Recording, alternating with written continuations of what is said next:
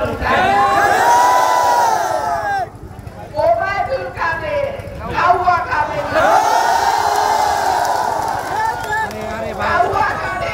প্রায় একটা কথা বলতো বসন্তের কোকিল তার দলে আসা দিচ্ছে।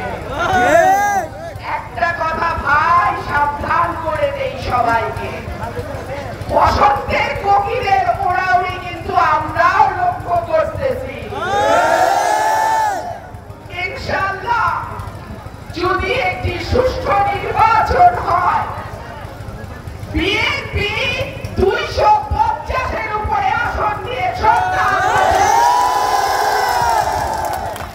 আর এই জনপ্রিয়তা দেখে বহু লোক মনে করে যাদের 17 বছরে কেউ দেখে নাই, তারা মনে করে একটা পদ না